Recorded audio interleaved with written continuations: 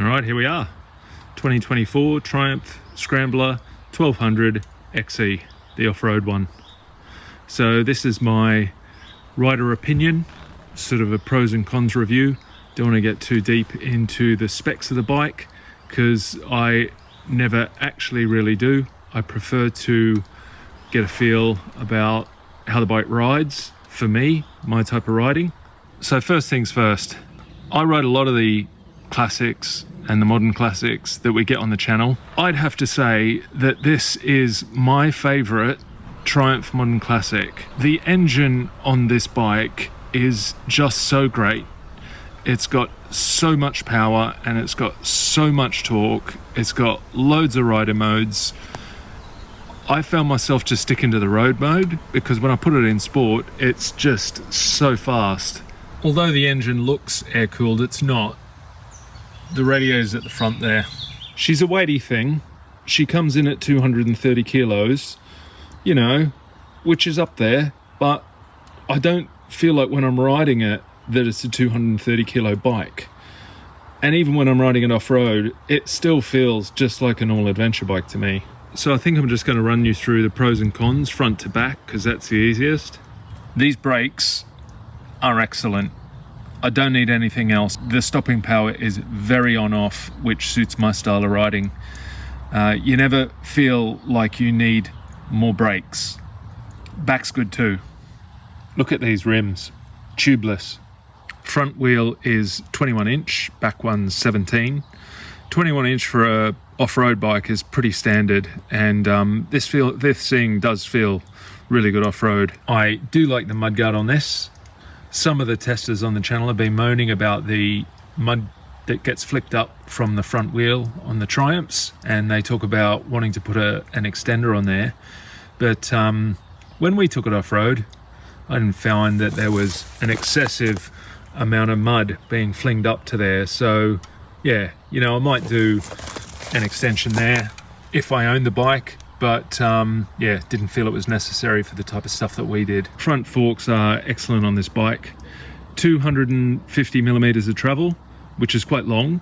A standard dirt bike might have about 300 millimeters of travel. The ones on this bike are fully adjustable. I like the handlebars. I like the bash guards, good for in the forest, good for riding off-road. Handlebar height is really good for me, as well as rider position. I quite like riding upright. Seat height, 870 millimeters, so it's quite high. Very comfortable for full days out riding. I like this sort of seat because you can go back and forth depending on if your bum gets sore if you're there, or if you're there, and you can just change the position. So just a little bit more on rider position. I'm 6'1" and the bike suits me perfect. When I'm on the bike, you'll see in some videos, I can put my feet flat on the ground. You know, it's really easy for me to move this bike around. I do think that this bike sort of leans toward the taller rider. So if you're short, you know, maybe go for the X, or, you know, at a push, if you really want all the stuff on this one, because this is a more off-roady one, more upgrades on this one, you could lower it. But if you lower it, you know, just by changing the shocks or reducing the preload and getting different springs and lowering the back suspension and the front, you're also changing the geometry of the bike. So, you know, that's not ideal, and that's a bit of a compromise. So you see here, Lana jumped on the bike and she was going to do a comparison between the X model and the XC model, but the XC model was just too tall for her. So she actually didn't end up riding this. I don't usually like black bikes, but I like this sapphire black that this bike is in. This is a standard color. I think all of us on the channel really like this little clip. This isn't a pro or a con, but it's just a thing. Have a look at the bash guard on the handlebars. So this clamp has the mirror on it, but it also has the bash guards on it. The display, I've set it to light in the day, so a light theme. If you turn the lights on, or they come on automatically, that changes to dark in the night. Okay, so here's all the rider modes here. Road, Sport, Off-road, Off-road Pro, Rider, I didn't get into that, Rain, and back to road. So with road, I just selected road for mainly all the time, just riding around, as I've said. Off-road, I went to Off-Road Pro, and whenever I rode off-road, I turned off ABS and also traction control as well, just so I had more control. While we're here, shout out to Quadlock for sending us this Quadlock to use. If you haven't seen these, you get a phone case that's got a connector and your phone just clips onto that. You'll see it in the riding footage, and then to get it off, you just push that, clicks out. Another pro, the adjustable levers. So I've got quite big hands. I like quite a big throw on the lever. Lana, on the other hand, has quite small hands, so she likes the levers really close back to the bars. So we both found that these were great for us. Rear mud guard, really nice, brushed aluminium. I didn't love the exhaust, but having had the bike for a while, yeah, it's sort of growing on me.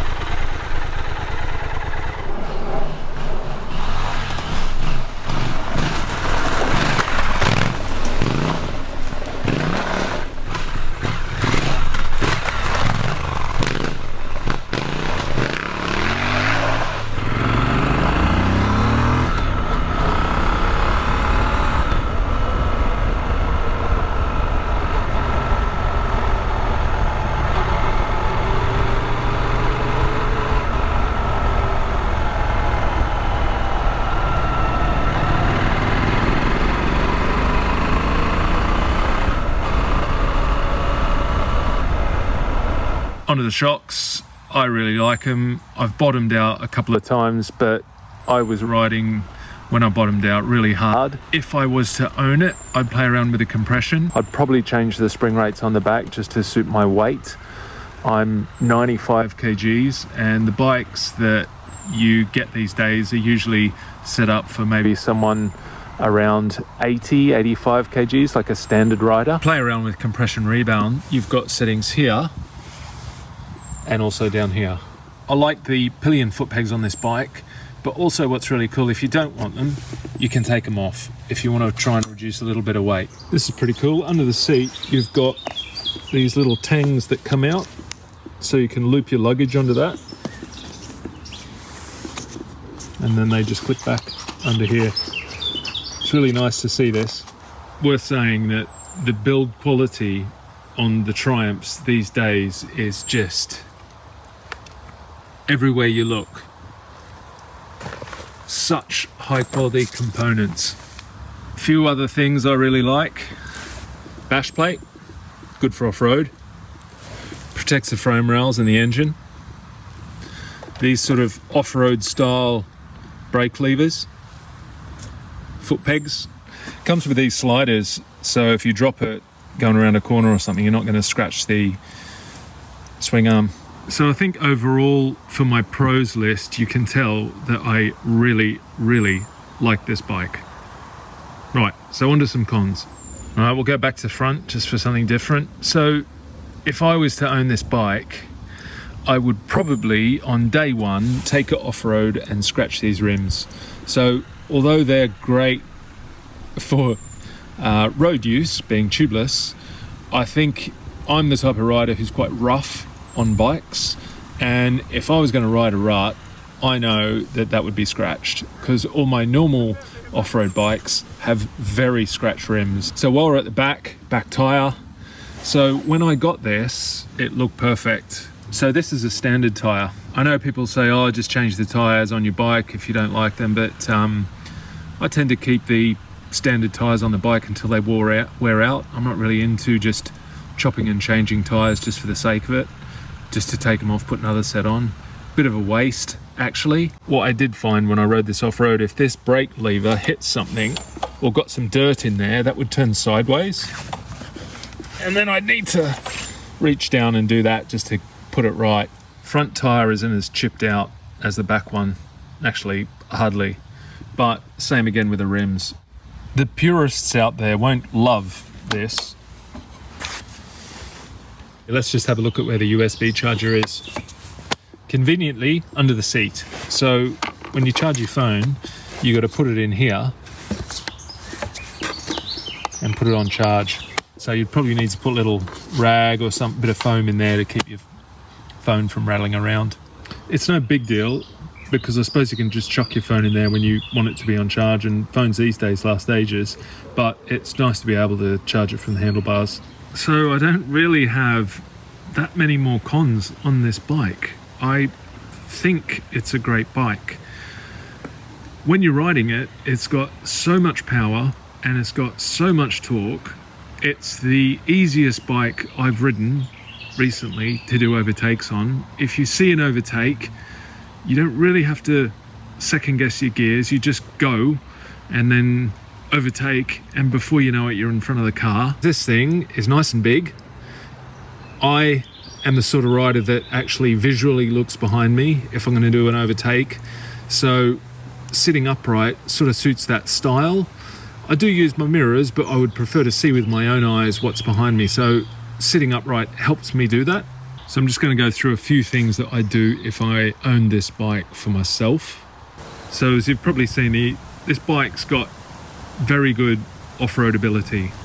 I'm an off-road rider and I like this. I also own a Yamaha Tenere, a really good adventure bike, 700cc, and I found that I could do everything I would do on my Tenere on this bike. I feel like it's got great riding position, so you know, that does lead me on to a con though. So if I own this bike, I would ride it off-road, but I wouldn't ride it off-road hard because I wouldn't want to scratch it.